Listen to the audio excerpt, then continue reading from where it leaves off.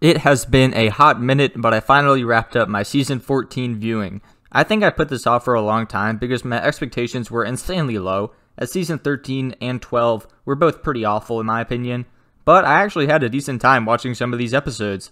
Some is the key word though, because there was some bad stuff in here. This is a really short season with only 21 episodes, and that usually means that the quality of the episodes is more consistent as there is less room to mess up. But episodes like Buff for Puff make that not true in the case of this season. This episode is just flat out weird and uncomfortable. I don't mind the idea of Mr. Krabs and Mrs. Puff having a long-term relationship, but they always seem to make the weirdest episodes out of it. Like Mr. Krabs getting obsessed with being buff in order to compete with Larry the Lobster. It's not cute, and just makes me feel like their relationship is shallow as hell. This show has always struggled with romance when it tries, and this is a prime example of that. In the Mood for Feud just proves that it doesn't take much for an episode to just not be for me. I hate the narwhal characters, and I tried to look past that for this episode, but I failed. They are just annoying, especially the main narwhal. The idea of rival species could be interesting, but one of the two species sucks, so it makes me not care about it at all. I still don't know why they are making Bubble Bass a main character in modern SpongeBob. He is very annoying and has little to no chemistry with any of the main cast, let alone the Dirty Bubble. The Dirty Bubble Bass just proves that these writers have no idea what to do with the villain characters after Mermaid Man and Barnacle Boy sadly were left out of the show. I never really liked the Dirty Bubble in the old episodes, and now I really don't like him, and I don't think he's funny at all. Sponge Chovy is just a weird episode where the entirety of Bikini Bottom starts to act like anchovies. I mean, I will give them creativity points, but this episode is still boring as hell, and it's the same gimmick for the entire runtime. And the thing that makes this a lackluster episode is that the one gimmick it reuses is never funny in the first place. If you think the meeping is funny, maybe you'll like this episode, I guess. Mamageddon is another instance of the writers making side characters and background characters main characters for a whole episode, and this time it's the moms of the main cast. Sometimes these episodes can be interesting, as we get to spend more time with characters that don't often get attention, but I just think the mom characters don't have the ability to make an episode interesting for 11 minutes. To this day, there still hasn't been a good parent episode, so I think they should honestly just give it up, because these characters are some of the most boring of the cast.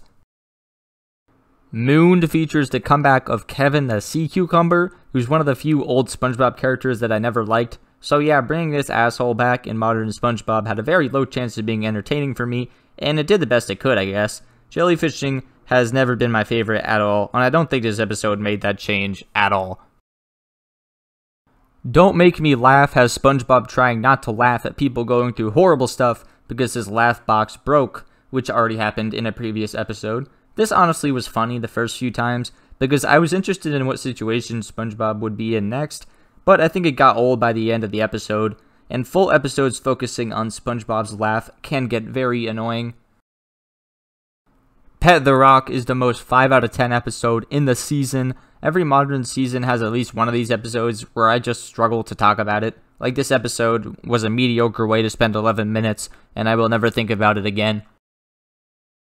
Blood is Thicker Than Grease is another mediocre episode, but can we just talk about how weirdly intense this episode title is? Like, I know it's a play on the classic quote, "Blood is thicker than water," but I was straight up like shocked by this title. This is another episode with a random restaurant opening up, and those are always fine. Plankton's family also comes back again, which is pretty sick. Single Cell Defense was the first episode of the season, and it honestly was way more entertaining than I thought it was going to be. Like, seeing Plankton get insanely strong and just beat the hell out of everyone who attacks him is really fun. I think the beginning where Plankton is getting destroyed by people is pretty boring, but as soon as he trains and gets strong, it's pretty enjoyable. Especially the ending fight scene where he infiltrates the Krusty Krab. We Love Hoops is an interesting episode where these old TV characters in SpongeBob's world come back and SpongeBob and Patrick meet up with them. It makes for some funny scenes, and I also like the aesthetic of the old TV show. Most of this was pretty boring though, and I think it could have been executed a lot better, to be honest. Karen and Plankton episodes like Tango Tangle are pretty hit or miss, and I think this one was a mild hit. Usually it just ends up being about the formula and how Plankton cares more about that than Karen and everything in the world basically, but this episode has some sweet moments with them as they learn how to be sick dancers. Plankton's big ass legs also had me laughing for a lot of the episode because it reminded me of the chaperone.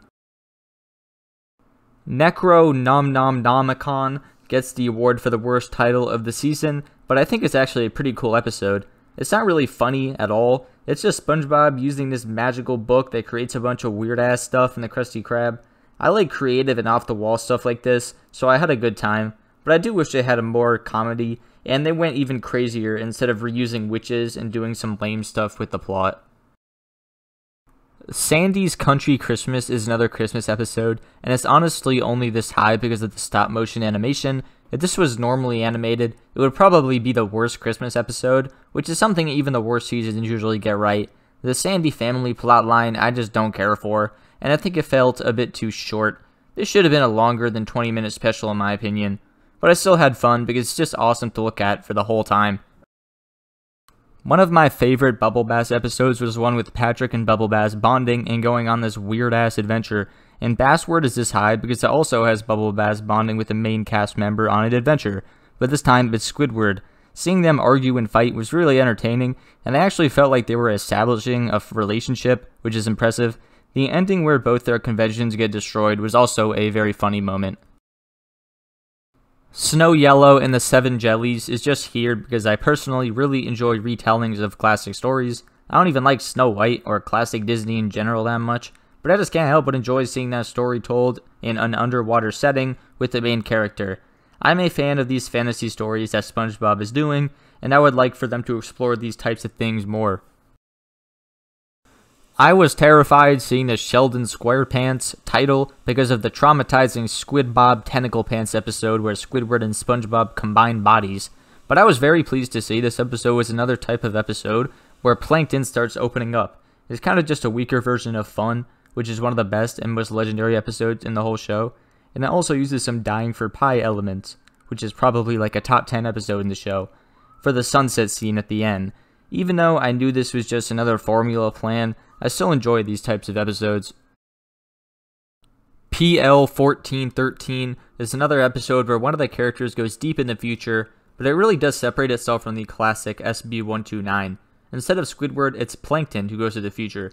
Similar to the Season 1 episode, the future is made entirely of chrome, but this time we get to see what else is in the world and how the characters have changed. All the characters are insanely different and have weird forms that definitely had me laughing, and I was definitely surprised by how creative they got. Patrick was probably my favorite. I mean, he was literally the Terminator. Squidiot Box is a callback to the legendary Idiot Box episode, but this time we actually get to see the imagination places, and instead of just hearing ultra-realistic sound effects. You would think this would get rid of the point of the Idiot Box, but I just loved seeing Squidward get put in these insane situations, as Patrick and SpongeBob imagine them. Whenever these writers just start letting their creativity run wild, it makes for some really fun episodes, even if they're not as funny. Creepaway Camp is a 45-minute special episode, and once again, these writers just nail the long episodes every time.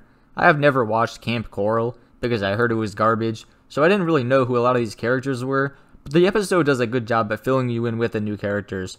And the best part of this episode is just a horror atmosphere it creates. It makes fun of classic slasher horror, and the last man standing vibe is awesome. Seeing the characters get taken away one by one is so fun, and I genuinely had no idea who the culprit was. The ending was kind of disappointing, but I still had so much fun with this episode. My number one is Hysterical History. Hysterical History is really fun because it explores the past of Bikini Bottom by going to the museum, which is a location I think is very underused in the show. Patrick and SpongeBob are both funny in this episode, and actually learning some lore about Bikini Bottom had my full attention, especially because we got to see the main cast in different roles. The old man character also made for a lot of funny moments. This is just a really fun episode, honestly. It's not even close to one of the strongest number ones, but I still think it is a great time and the most fun I had with an episode in this season. SpongeBob Season 14 is honestly so much better than I thought it would be. It's way better than the last two, as it's way more funny and creative, and shorter, which definitely helps. If I were to rank it, I would put it at number 9, in front of Season 11 and behind Season 8. It's not higher because there is some bad stuff in this season, and there are no all-time great episodes, but I had a good time with this one. on to season 15, I guess, because that one is finished now. Hopefully I'll finish within like 5 months, but I can't promise that because I got better shit to do than watching mediocre cartoon episodes.